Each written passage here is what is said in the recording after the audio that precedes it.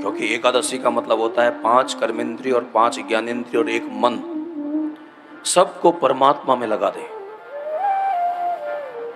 उस दिन उपवास करना पड़ता है, और उपवास का मतलब है कि हमें परमात्मा के सामीप्य का बोध होना चाहिए।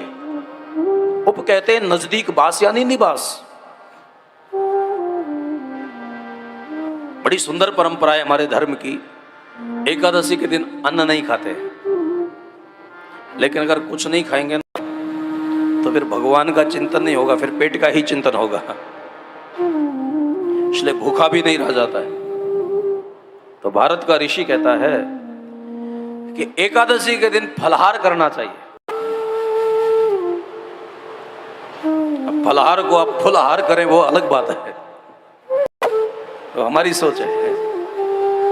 आजकल वैसे एकादशी को फलाहार करना चाहिए, लेकिन फलाहार को भी कई लोग तो उस ढंग से बनाकर खाते हैं कि जो एकादशी नहीं करते उनको भी लगता है कि अगली बार हम भी एकादशी रहेंगे। मानव जो है ना, थोड़ी अपनी बुद्धि का हर जगह प्रयोग करता है। ठीक है, महाराज कहते हैं अन्न नहीं खाना चाहिए, फलाहार करेंगे, फिर फलाहार को फुलहार में करेंगे। चिंतन हो या ना हो, मन में ये बात तो बैठ जाती है कि एकादशी का व्रत करते हैं।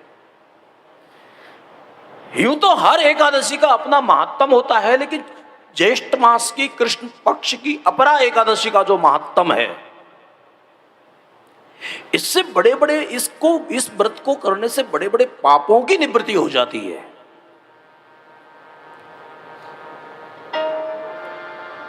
अनेक प्रकार के जो पाप हैं, पंचोग्र पाप हैं, यानी पंच उग्र पाप।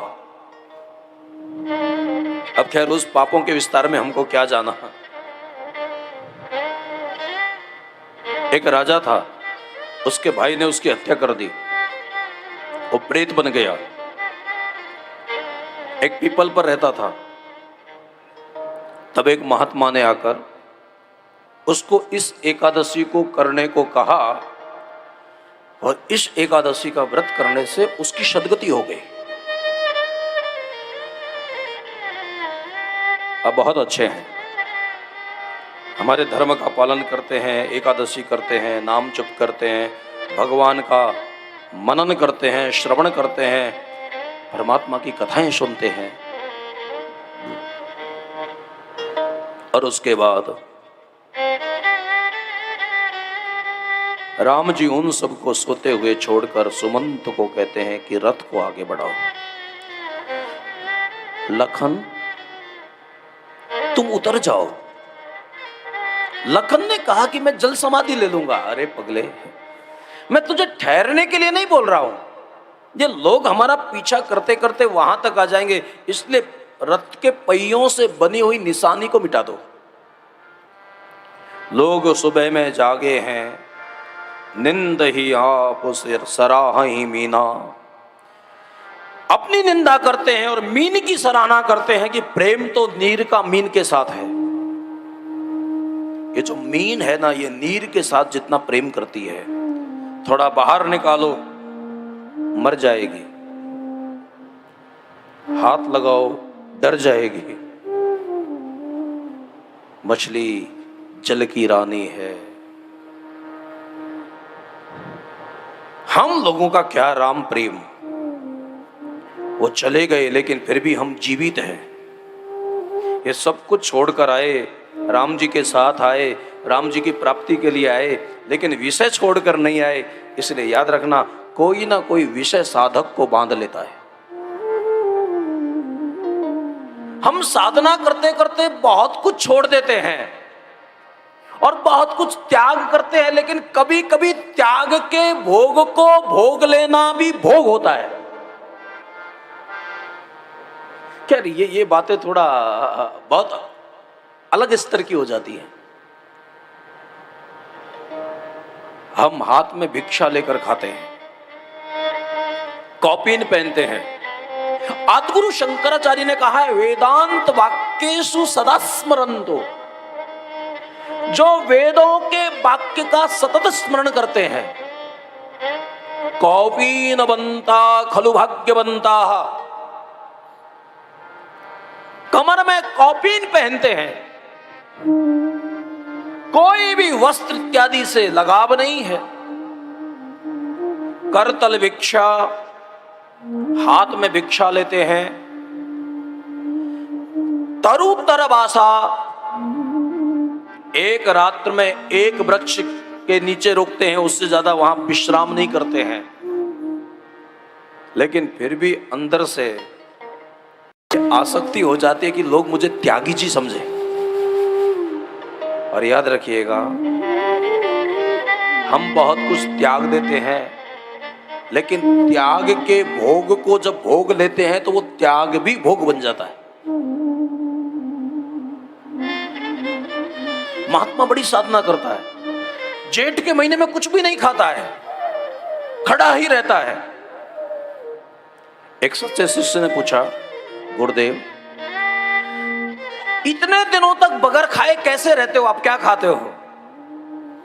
महात्मा बहुत अच्छा था, उसने शिष्य का हाथ पकड़ा और जब वो बाहर निकला तो देखा कि हजारों आदमी उनको माला लेकर तालियां बजा रहे थे। उन्होंने कहा कि इस सुख को भोगने के लिए मैं वो तपस्या करता हूं। वासना बहुत सूक्ष्म है, एक तो नाम की इच्छा, एक दाम की इच्छा और एक काम की इच्छा। जिसका स्तर है, कोई काम की इच्छा में जीता है, कोई नाम की इच्छा में जीता है और कोई दाम की इच्छा में जीता है। ये जल्दी किसी की मिटती नहीं है। तो फिर महाराज आप हमारा समय बर्बाद क्यों कर रहे हो? किसी की नहीं मिटती है। नहीं, रामायण में एक पात्र ऐसा मिला जो कहता है, छूटी त्रिविध ईषणा गाढ़ी, उत्तरकांड। मेरे जीवन की तीनों प्रकार की वासनाएं मिट गई। ना काम की इच्छा है, ना दाम की इच्छा है, ना नाम की इच्छा है। वास्तविक व्यक्ति जब तक सम्मान्य नहीं बनता है तब तक सम्मान की इच्छा होती है, और जब व्यक्ति सम्मान के लायक बन जाता है तो सम्मान की इच्छा मिट जाती है। फिर लोग माला पहनाए कि ना पहनाए, उससे उस पर क्या फर्क पड़ता है? फिर उसको कोई सुख नहीं मिलता। लोगों को सुख मिले इसलिए उसको पूजना पड़ता है, बाकी उसको पूजने में कोई रस नहीं है।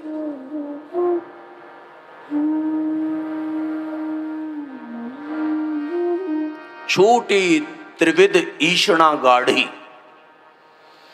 तीनों प्रकार की जो ऐषणाएं हैं, जो बड़ी प्रबल है, वो छूट गई है और मन में एक वासना, एक लालसा पैदा हो गई है। हमारे प्रेम पथिक पूज्य महाराज श्री कहते हैं कि आशा कभी पूरी नहीं होती और अभिलाषा कभी अधूरी नहीं रहती है। आशा क्या है और अभिलाषा क्या है? एक इष्ट होना चाहिए, एक निष्ठ होना चाहिए।